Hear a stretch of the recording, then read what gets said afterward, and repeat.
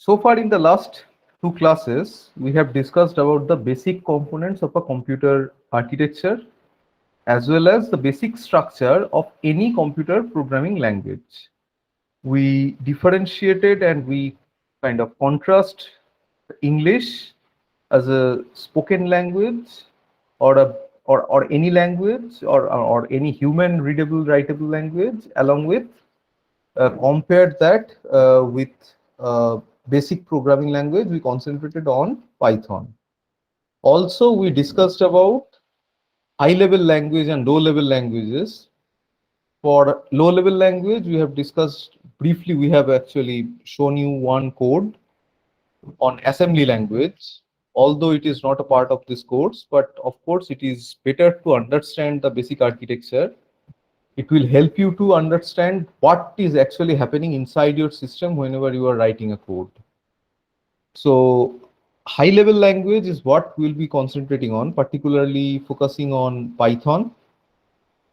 So again, in between, behind the picture, the high level language is converted into low level language, particularly machine readable language. And that machine readable language is actually responsible for execution of the code or the expected output to be displayed or to be produced by the program. So concentrating on two different type of languages, two different types of ways of a high level language can be written. We discussed about compiled language and interpreted language. We also have shown in the last class how a C program is compiled and executed, and also of course C is a compiled language. We had also written the same code in Python, which is an interpreted language. In the last class, we also discussed about how a compiled language is different from an interpreted language. What are the benefits of each of them? Today, we will be starting with, although we have written the first code in the last class, today we'll be starting with the formal introduction to the Python programming. Then after that, we'll be briefly discussing about how to evaluate the performance of a program. First, let's discuss on how we will be writing a code in Python. So to write a code in Python, there are multiple IDEs which are integrated with the Python interpreter. As I have said, Python is an interpreted language. To run one Python program, you have to have the Python interpreter, and the Python interpreter, given your Python source code, will be able to run the code in your machine. So to run to run a Python program in your machine, the most popular way of doing that is by using an IDE or integrated development environment.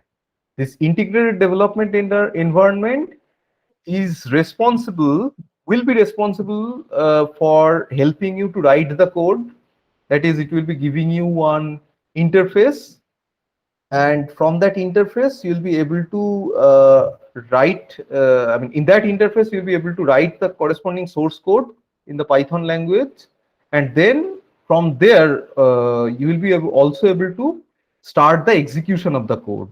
That is, the IDE, the Python IDE will be integrated with an editor, as well as it will be integrated with the corresponding interpreter, in our case, the Python interpreter. So in this course, I will be using particularly a tool that is called Jupyter Notebook or IPython Notebook, which is a software associated with or integrated with another large package of software that is called Anaconda. So I have already shared one video in the WeLearn discussing about how you'll be able to install Anaconda in a Windows 10 operating system. So I will not be taking the time, this live class time, to discuss again about that. Please have a look at that video. At any point, if you face any difficulty, please let me know. I'll be helping you with installing the Anaconda. From Anaconda, there are, I mean, if you look at the video, you'll be seeing that there are multiple ways of writing the code in Python. One way of doing is using an IDE called Spider, which is again integrated inside Anaconda, using which you will be able to write Python code as well as execute it. Along with that, there is another tool that is called Jupyter Notebook that I will be using in this course. I am online, right? Please respond a bit. Yes, sir. Yes, sir. Yes, Okay, sir. Yes, thanks a sir. lot. Thank you. So let's write our first program. So I will be launching the notebook. In your machine, the launch of the notebook will be in a different way, using the Anaconda navigator. But let's try to do that from here as well. It will be easier for you to correlate. So I have already installed the Anaconda at my machine. You can also install the machine, install the Anaconda at your machine using the, taking reference from the video that I have already shared. So if after installing, expected you are using, most of you are using a Windows operating system. Some of you might also be using a Mac or a Unix operating system, but the installation procedure is almost the same. I am actually using a Unix operating system, particularly an Ubuntu flavor of the version 18.04. But as I said, I have already shared the how-to on installing Anaconda in your Windows 10 operating system. It will be same for Windows 7 or Windows 8 machine as well. So my machine is already installed with Anaconda. So the Anaconda navigator, as you have seen, I have launched this Anaconda navigator by this command. Please don't be panicked. This is the way of doing the things in Unix. In your Windows machine, you will be getting one icon in your desktop, double clicking which you will be getting this window.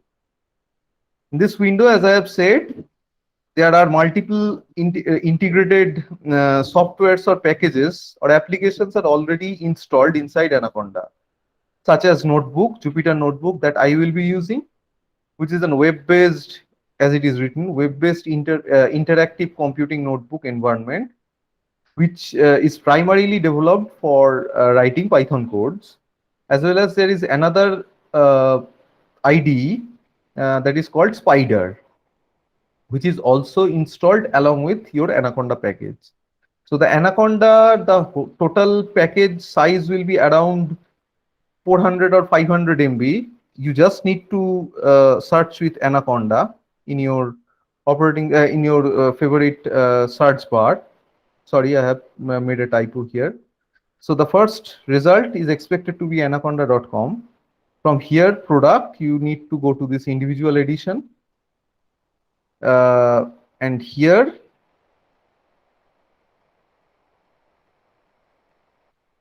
the download, yes, here is the download. There can be some version. So you can see it is by default, it is downloading the Windows version. That is an exe file. By default, the latest version will be version Python 3.8. Please note that we will be using the version Python 3.8. So that's why please download the latest version. There is, there was a previous version of Python, some of you might have heard, which is Python 2, which is now it has become a little bit backdated. The recent packages all are developed keeping in mind of the recent Python 3 version.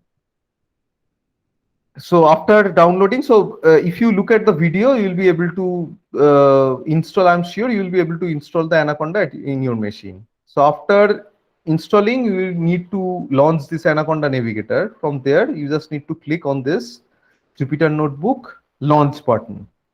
Now it will actually bring up your favorite or your default web browser. In my case, it is Firefox. As you can see, Mozilla Firefox. It has launched the a page in my machine. As you can see, all the files, all the directories are there in this. I mean, in my machine that are there are shown here.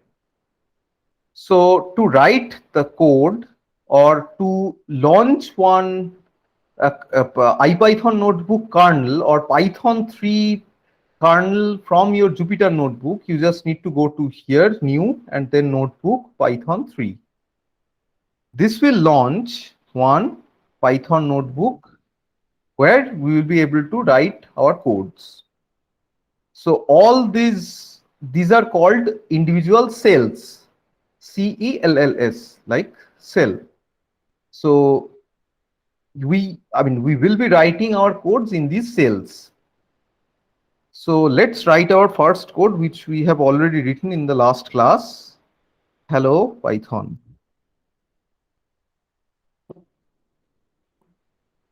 So this is the first code that we have already written in Python. Print is a function that is available by default in Windows in Python 3 version. And so this print function is expecting at least one parameter. I will be discussing what a parameter is later, but for the time being, let's consider that this is a function. If you provide some content to print inside, print in your screen, you just need to provide it as a string inside a double quote like this or a single quote. So by default, a print looks like this. Print in bracket start, first bracket close. Then if you want to print something, you just need to put one quotation mark. Then you just need to write the corresponding thing inside the quotation. Now to execute this cell, so this is the first statement. To execute this cell, there are multiple ways. Clicking on this cell and run cell, it will be running this cell, it will be executing this cell, and you will be getting the corresponding output. Hello Python printed in your screen. Now by screen, printing in your screen, I meant that it will be printed in the in your IPython notebook or Jupyter notebook, it will be printed just below your cell. The same thing we have already seen in the last class when we have used the Jupyter node, when we have used the terminal to write the Python code. In that case, the print statement had printed the statement, in our terminal. So this is basically the terminal. From here, in the last class we have written the same Hello Python code, and the output Hello Python was printed in this terminal. For this Jupyter notebook, the statement will be printed just below the cell. Okay, so this is a way of printing. Another way of printing is pressing Alt and Enter together from your keyboard. Here, this 2 is indicating that this cell has been executed in the second time during the life kernel. Now this is called a kernel. This is called specifically a Python kernel inside Jupyter notebook. So a kernel is basically, for Python, it is basically the environment that is responsible for executing the codes in Python. Okay, everyone with me? Any question do you have for the time being? Okay, thanks a lot. Sir, Yes, question. so why did you use the quotation? Is it because hello is not defined, predefined? That's why did you use the quotation, double quote? I used Hello? this double quotation. You Yes, can hear is me, that right? because yes, sir. Is that because hello is not predefined? That's why did you use the quotation? Exactly. You guessed absolutely correct. So this is, as I have said, print is a function or the one or subroutine or routine that I have mentioned while discussing about structural and procedural language.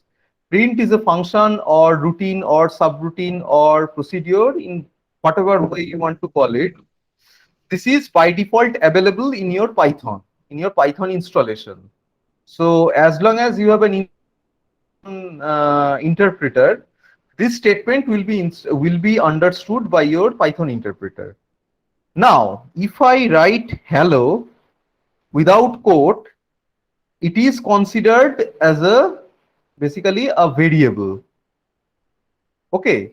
Now this variable, we have not defined any variable. So by default, if I have not put this quotation mark, if I execute this, you can see it is providing me with a name error because hello is not defined. The error message is actually indicating why I am getting this name error.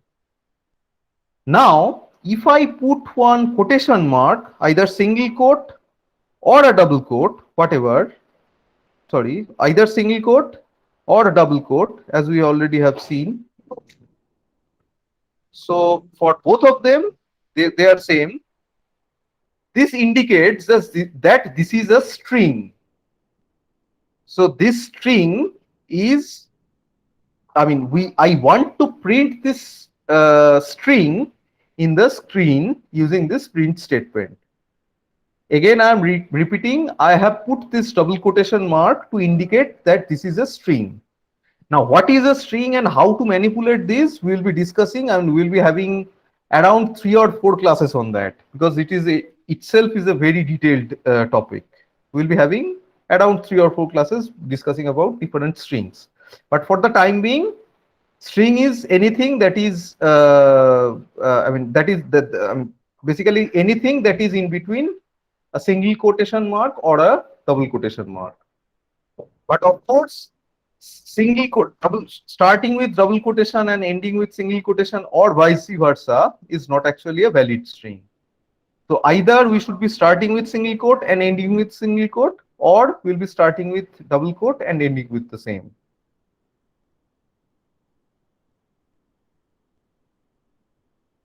Any program or any application that we have already used in maybe in our machine, in our smartphone, or in our desktop or laptop, needs some sorts of input, right? And the application is expected to be producing some output considering that input. For example, for a basic program that we will be concentrating on, the inputs will be considered as some key presses from the keyboard. So the key I will be pressing from the keyboard will be considered as the input to your program. And the output will be basically, mostly will be concentrating on outputs getting produced in your screen, in your monitor. Okay. There will be a separate class. There will be around 2 classes where we'll be discussing about output in a file. So basically the output, like this one, here the output is getting produced in the screen, but we'll also be discussing about how to produce this output or how to store this output in a file. That is also as we'll be discussing in this course. Now, all these inputs and output are considered as by default as strings. Again, anything in between a double quote or a single quote is considered a string.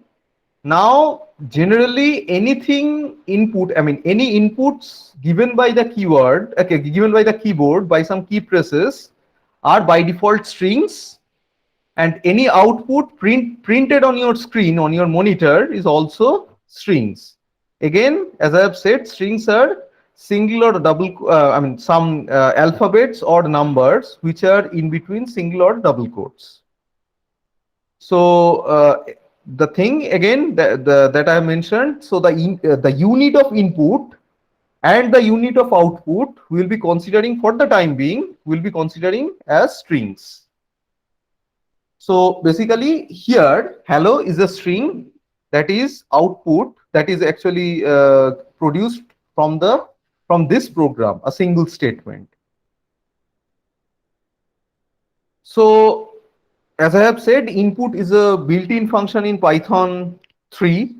It's I am using actually Python version 3.6, but if you install the default, the recent version of Anaconda, you will be installing a version of Python 3.8. Please feel free to go ahead with that.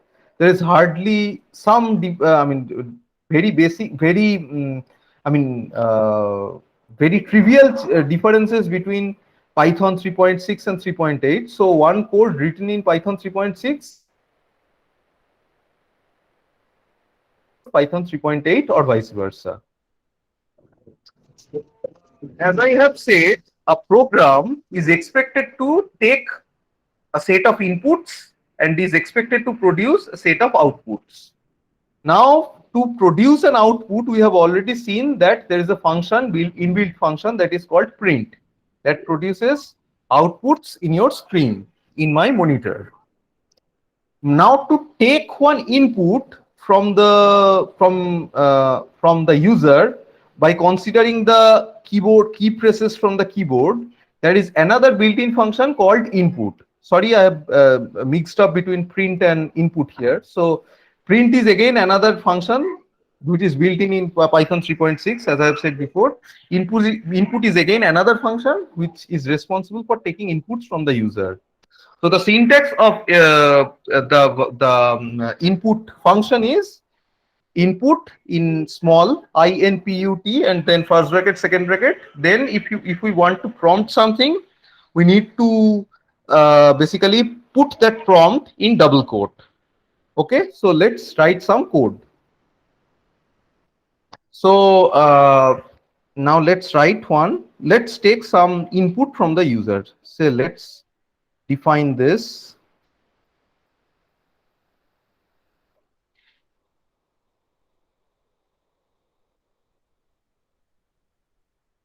Now in this, so again, as you can see, this is another cell inside my Jupyter notebook. Now in this cell, so this cell is already there. Don't get confused between these cells. This cell can execute on their own individually. If we want to execute only this cell, we can execute this cell. If we want to execute only this cell, we can do that as well. So in this cell, what I have written is name equals to function that is already built in Python 3.6, and I have provided with one string which is enter your name, which is basically this optional prompt.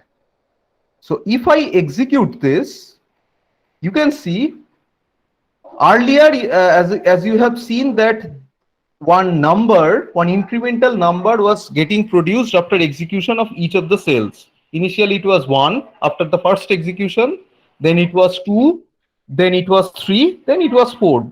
4 means it is the fourth cell that was executed. And 1, 2 and 3, in this case, all of the execution were this cell as well. Now here you can see it is a star mark. That means this cell is actually running.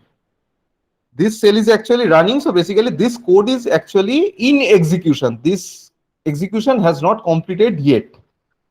So now what this cell is doing, what this code is doing is, it is waiting for me to write something in this text box.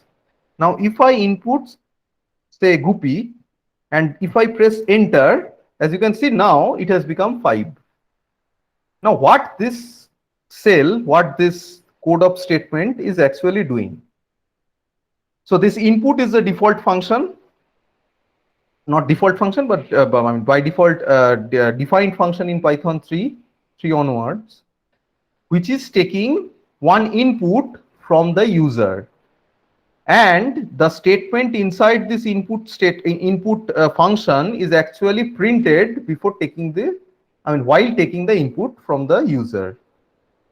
Now, as I have provided Guppy here as the input, this input is provided, actually forwarded to this variable.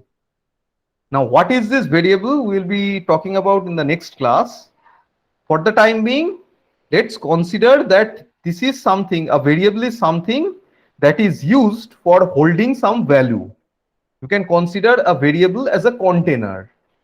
So this name, NAME is the name of the container. Coincidentally, the name of the container is itself name. So basically, it is a container named name.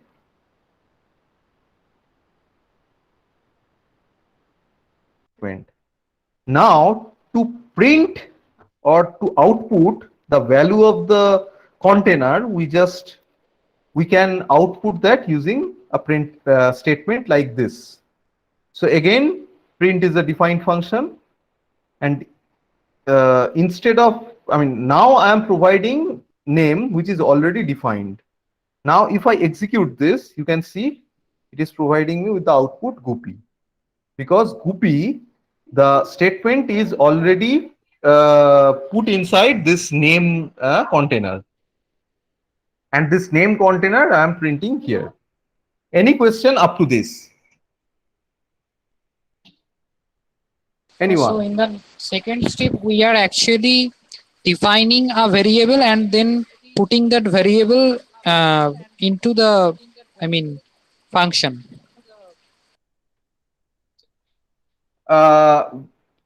No, not actually. So in the second thing, I guess you are talking about, sorry. Sorry, my cursor was not working. So you are talking about this cell, right? No, the last one. Or this one? Are you there? Yes, sir. The last one. The last one. Okay. So here I am providing, instead of providing one string, here I am providing one variable here. Earlier, while printing, my cursor is a little bit sloggy for some reason. So earlier when I tried,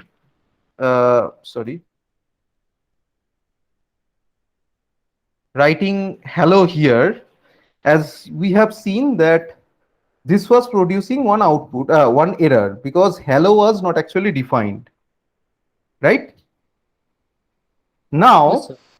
to define one variable, or to define one, to make something similar while execution, we need to provide either a string here like this hello, or we need to provide one variable like this one. Okay. So one way of printing is, as I have said, using a string like this fourth one, or we can also use the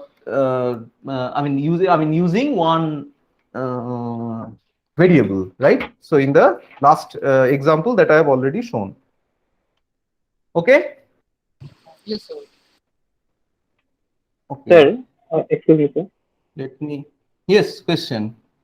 So, what if I just instead of writing input, enter your name, what if I just wrote name equals to Guppy, and Correct. then in the next line I write print name? Can I Okay. not assign the value like that way also, like the value of name, or like Name can't I equals assign? to, right? You Yes, can sir. also do that. So Yeah. now, if I execute this, now the value of, or the container, the name container is actually containing the value Bagha. Now, if I execute this will be printing Bagha, as you can see here. Got it? Yes, Is sir. it the confusion that you had? Yeah. Yes, sir. So this is a preliminary. We'll be discussing this. This is one of the primary thing in this course, just to getting you accustomed with the different ways of handling strings. So we'll be discussing this with so many programs. Okay, moving ahead. Sir, I So have a question. yes, question, yes. Sir, inside a single quote string, if I Mm-hmm. use an apostrophe, then how the Mm-hmm. machine will handle it? Good question. Good question. We will be discussing this, but as you have asked, let me write one code. So let's print, uh, say, mm, So you want to, so let's make it single quote.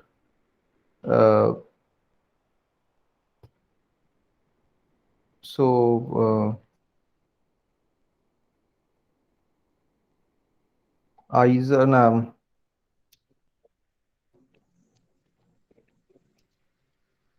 so if I want to write something like this,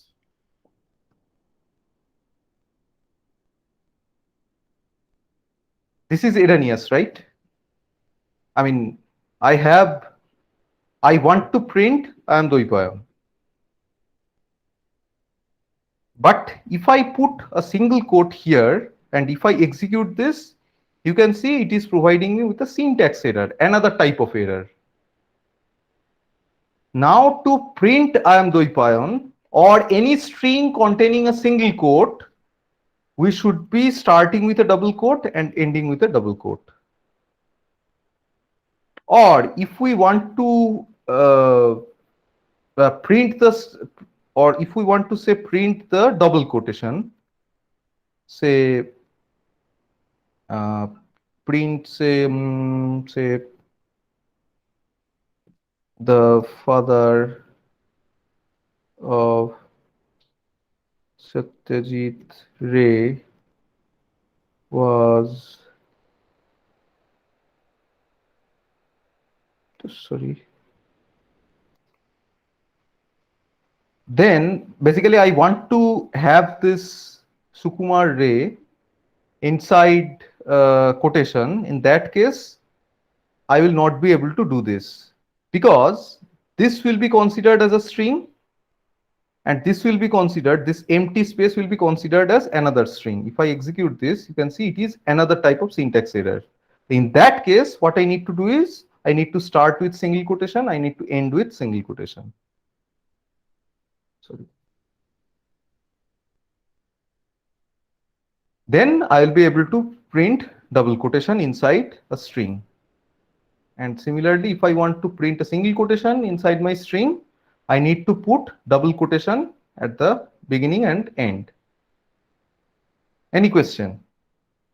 Sir, while Yes. asking for the input of the name above inside the string, will it affect the output of the when we enter the No, name of in the course user not. when we, So if so we don't this is so if we don't put this is the space yeah, between I got this your question. closing apostrophe. So you are saying something like this, whether it will be similar to this or this. I mean, similar No, to the. I mean this after the name there is a semicolon without giving the space. Oh, If I acha, no, close no, no, that, no, no, no, no, no, no, not actually, not actually.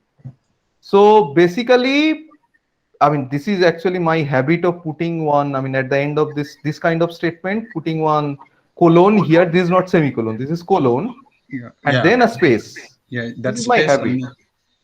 So if I just remove it, if I execute it, you can get this like a statement like this: enter your name. Then say if I put Guppy, then you can see the output. Now, if I do the same thing here as well with this colon and space,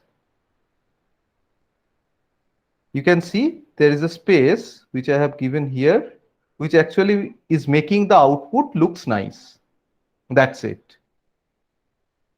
Got it? Okay, sir. So it is not actually necessary. Of course, you can, I mean, to take an input, if you provide with this, it will be giving you a blank text box inside which you can write your input, whatever you want to print. And if you want to execute it, I mean, if you want to print the value, here you are getting the value. Got it? Yes, sir. Okay. So now so let's say you have taken a name as input here. Say Guppy. Now instead of printing only the name, you want to state the statement like your name is as well.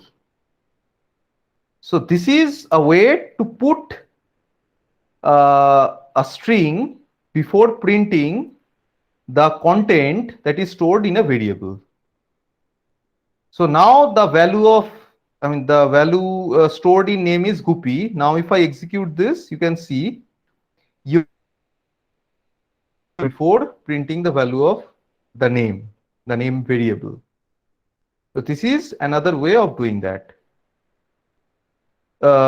So of course we have already discussed about having an empty, or this is the prompt which is optional.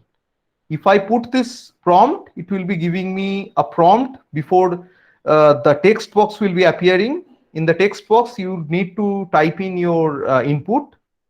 If you do not provide any prompt here like this, it will be providing you with a text box again, but without any prompt. That is, without any message before the text box. Got it? Again, I would like to highlight here, everything from the input will be considered as string by default. Now, what if I want to take say a number as input from the user? Say I want to say in Python we can have a statement like this: 2 cross 2 is 4, or say 2 cross 2 plus 5, say 9, or something like that. Now let's say I want to write a program which takes 2 integer as input and will be providing the product or the addition of the 2 integers that I have given.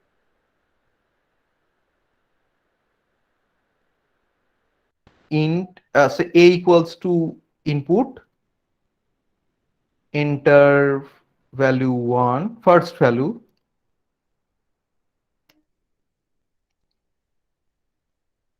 So enter first value, say I have given 5.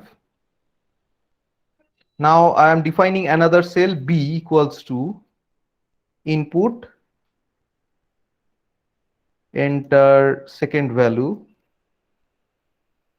and if I execute, I have given say 7. Now a and b are containing the inputs. Now what if I want to add 5 and 7? So as I have I have already shown you, 2 plus 2 I can do, it will be providing with the result 4. 5 plus 7 I can also write, which will be providing us with the value 12, which is the addition of 5 and 7. Now this cell is actually doing something similar. Not similar, but it is considering an integer, considering one input that has been given by the user, and it is storing the value. In this case I have given the value 5, and it is storing the value in this variable a. Similarly, I have also provided another variable b, where I have given the value variable in value 7, which is getting stored in this b. So essentially, if I want to do something similar to this 5 plus 7, can we just do something similarly as say a plus b? What do you think? Anyone? Yes, sir. So you are saying that I can do something similar like this as well. But note that I have mentioned that everything using this input function will be considered as strings. Now, if I execute this, I'll be getting 57.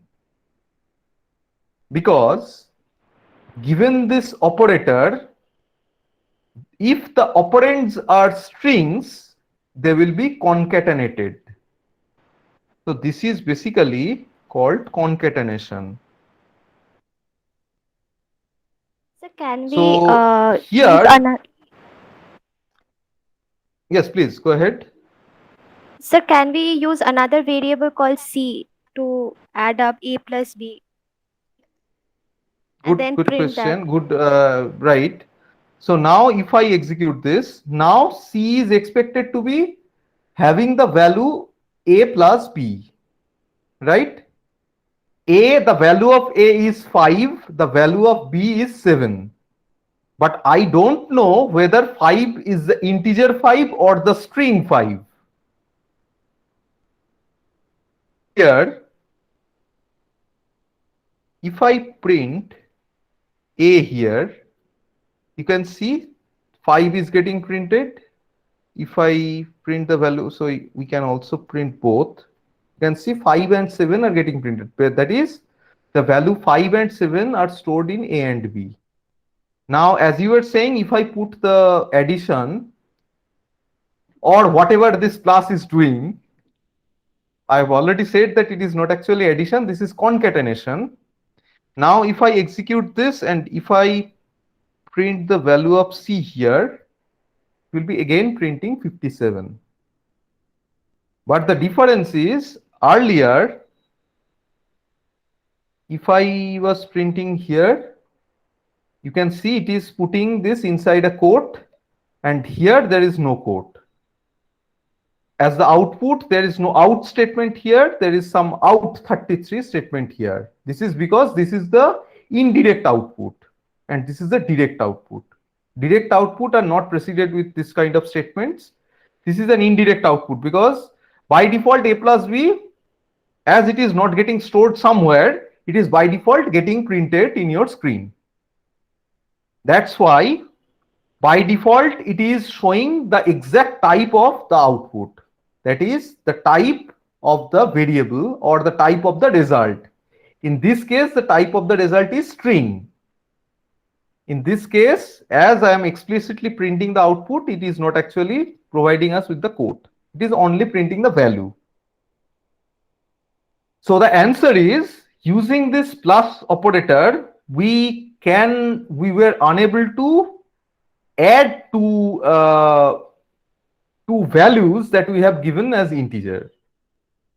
Now, note my word. I am saying that we are not been able to add two values which we were given as integers, but they were not actually taken as integers. I have given 5. I have given 7. But they were not considered as integer 5 or the number 5 or the number 7. They are considered as string 5. Value, if I give say ABC, as the second value, if I give say DEF, and if I print this, this one, you can see the output we are getting is ABCDEF, which is again the concatenation of the two inputs. The thing is, as I have said here, everything is considered as strings. So to have an integer or to have a number, we need to do something that is by default, that is called typecasting. So to typecast, there is a statement. To typecast in integer, there is a statement called int, or there is a function that is available that is called int. So we need to enclose the input inside an int. Now, if I give say 5, now if I give say 7, and if I execute this, now A and B is basically 5 and 7. In this case, the plus is considered as the addition operator. Note my word, when the operands are strings, plus is considered as concatenation operator. When the operands are numbers, the operator plus is considered as the addition operator. In this case, we are getting the result 12. Of course, there are other ways like float or decimal as well, using which we can actually typecast the input correspondingly. Any question up to this? Anyone? Sir, Sir, what it if was not an we integer. put fractions? Acha, instead one of- by one. One by one, please. One by one, please. So if it Sir, was what not if an we- integer, then What if? Can you please one by one? Can you please ask the question? Now you are both of you are silent. So who are you? Can you please unmute yourself? I think Shayantan, right? No. Who is asking the question? Sir, I am Shayantan, please go ahead first. Sir, what Yeah, if yeah. we put fractions instead of integers? Then will there be a difference? Good question. So what if I provide, say, 1 by 2, so 2 by 3? Again, this is not actually an integer. So if I execute this, achha, let's not execute this for the time being. So if I provide something like this, and if I mean, just put this, I am kind of removing the int statement. Now, if I give something like 2 by 3, so this 2 by 3 is basically, now if I want to print the value of a, you can see 2 by 3 is getting printed, because 2 by 3, anything that you can type in from your keyboard is basically a string. So by default, they are string, of course. So anything. So if I give something 2 by 3 by 4, which is not actually a valid single statement in mathematical sense as well. Although considering the precedence, we can compute something. But I mean, in this way, we haven't written anything in our during our mathematical life during our earlier school days. So either we compute, considering the precedence of the operators, we either considered this addition first, for which we have put something like this, or the other way, like putting a bracket here, first perform the 2 by 3, then divide the result by 4. Again, this thing will be considered, all these things will be considered as strings. But what if we put an int beside this? Now, if I give, say, something 2 by 3, this is your question, right, Anton? Yes, sir. Now, if I execute this, it will be providing us with an error, because 2 by 3 is not an integer. Right? Integer, this function is expecting one number, only one number. Also, if I give anything other than, say, 2.3, it will also be, it is not an integer, right? This is a floating value, a decimal. There is a after that, it is not an integer. So that's why it will be considered, it will be providing us with an error. So to do something like this, we need to have a floating thing here. Now we'll be able to input something like this. This will not be a string, of course. This will be a float value.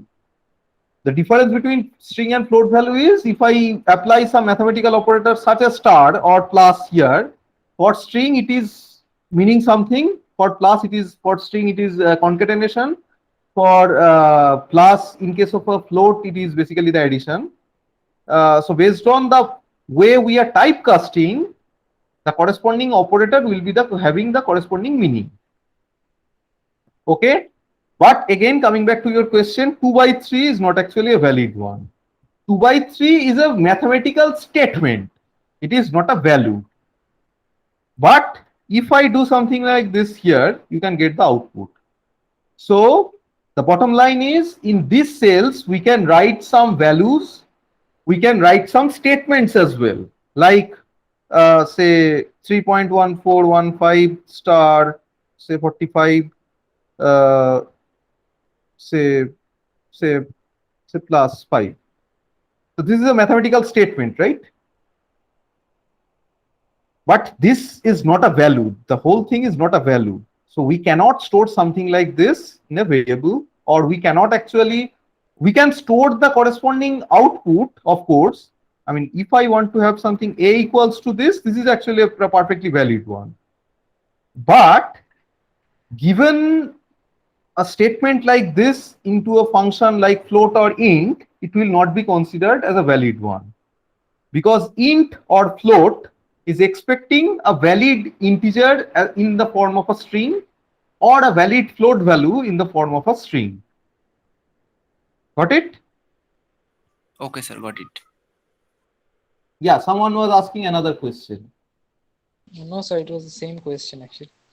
Okay. That's great. Okay, moving ahead. So print again, we have already discussed about print. Integer input, we have already discussed. What is the problem with only having the input? We need to typecast this int with int function to make it one integer. Now, briefly, I'll be discussing. We are already running a little bit of late of time, so I'll be discussing very briefly about how to evaluate whether a program is better than the other program or not.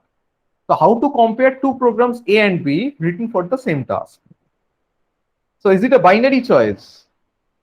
That is, program A is performing correctly and program B is performing incorrectly. In this case, it is a binary choice, right? Then which program is better, A or B? Of course, A is better. In this case, this type of case, when one choice is output produced by one program is wrong and the other program is right, in that case, it is a binary choice. But what if A and B both are performing correctly? So such as, I have given you one list of numbers and I had given you, I told you to sort them in ascending order. So you had written one program, I had written another program. And both of the programs are producing the same output. That is, both of them are correctly producing the sorted list as output. Now, how shall we be, evaluating whether your program is better than the one that I have written, or the vice versa? So, will the binary choice be sufficient? Of course not. So, to evaluate this kind of task, where this kind of situation where both the choices are performing producing the output in the correct way, there are basically two ways of computing, or two ways of comparing them. One is based on the space complexity and one is based on the time complexity. By space complexity, it means that whether your program is taking more memory than mine. If your program is taking more memory than mine, that means your program is more space hungry. That means my program is better because I can do the same thing without using much of a memory. Another is time complexity, that is, which program is taking less time. So for both the cases, less complexity is better. If your program is taking less memory or less time, it means it is better than mine. So which is more crucial, space or time? The question is up to you. Time. Tell me. Of course, time, because nowadays space are quite inexpensive. We can buy a 8 GB RAM with barely couple of thousand rupees.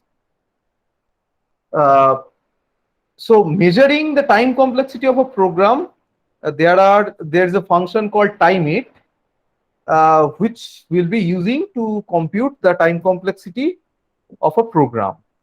So let's start the discussion, or taking on toy example by to look at the how this timeit function actually works in Python. Let's discuss this in the next class because we are running kind of a little bit late. So today we have discussed up to this overall this program evaluation. Please feel free to ask any question that you have. So in the next class, what we'll be doing is we'll be basically considering that square root finding program. We'll be writing two different codes. Basically, we'll be writing the same code, but we'll be basically manipulating with the initial guess. And we'll be checking whether the initial guess is actually responsible for the time complexity or not. That is, whether given a bad choice, whether we will be ending up with a program which will be taking a significantly larger time than a better than so choosing the initial value with a better value or a better initial guess. So we'll be looking at a program. We'll be writing one program with two different guesses in the beginning, and we'll be computing the corresponding time complexity of the program. Okay? Any question?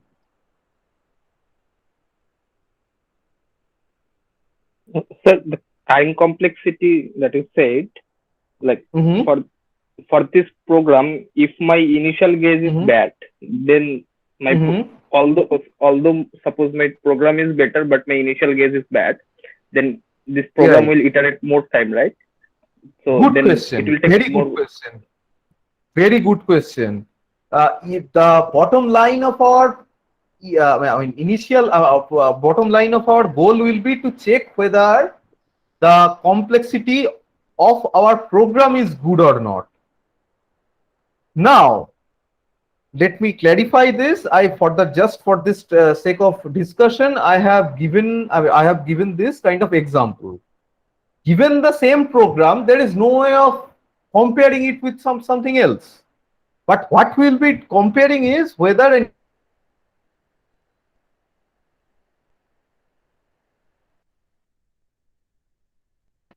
so for the square root finding program, as you can understand, if I give one value, say if I want to check the square root, get the square root of x, and if I start with an initial guess of 1, of course I will be getting, this loop until, so repeat this step 2, 3, 2, 3, this loop will be needed to be executed around 2 or 3 extra loops, right? As compared to if I make an initial guess, like initializing the guess with half of the value that I want to, half of the value for which I want to compute the square root of. Right? You are absolutely correct. It is not actually, for discussing this, basically to show you the use of this time it function, I will be considering this different guesses, but at the end of the day we will be computing, or we will be comparing the performance of two different programs.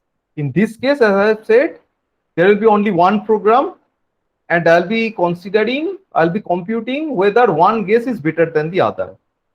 Later on, when we'll be we are all will be at the point when we'll be accustomed with writing pretty large or significant Python codes, we'll be writing different programs to do the same operation.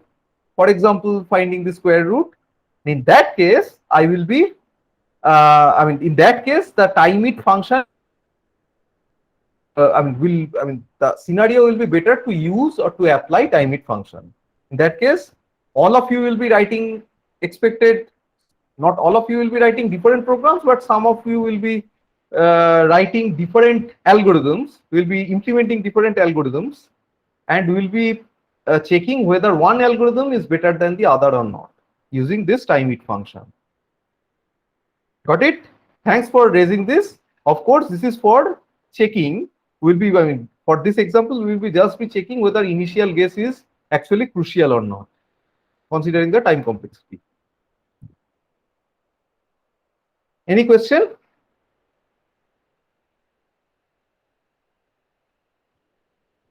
Okay, then guess we are kind of running a bit late. So thanks a lot. I'm ending the recording as well. Again, I'll be sharing the recording as well as the slide with you guys.